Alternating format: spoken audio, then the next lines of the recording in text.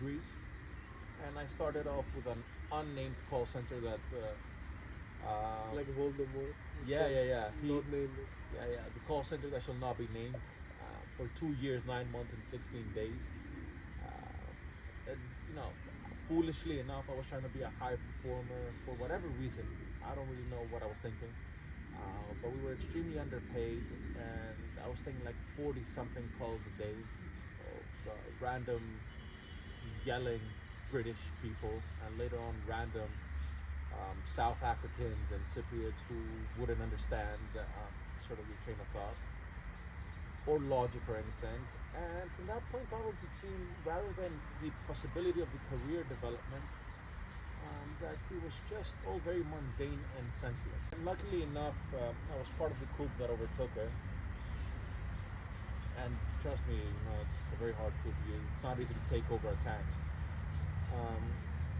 But this had some impact into my health. So I know from people that whether it was girls or whoever, or friends, that we would on occasion, I don't know, go on a trip or something, they would see me jerking in my sleep. So out of nowhere while sleeping, I would just kick.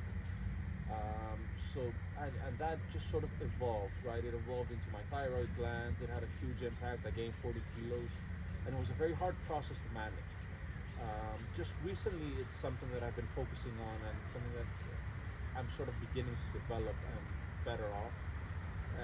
For example, I've cut down on caffeine, and I've gone for mushroom coffee, which for me, because it involves things like lion's mane and whatnot, it sort of keeps me calm, but at the same time, helps me reduce that brain fog that comes with all of these circumstances. It also helps me think a little bit clearer, so that impact your health overall.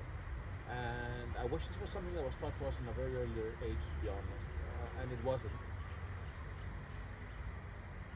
But the way I see it, if you don't manage to bring some form of equilibrium into all of it, then the impacts, and potentially this is why you see, I don't know, obese people in huge management positions, or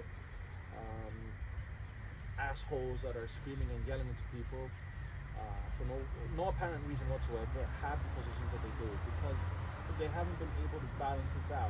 Whether they find themselves in an unhappy marriage, a very shitty job, or a job that pays really well, but it requires for you to have gone through years of abuse, which you then want to transfer into someone else.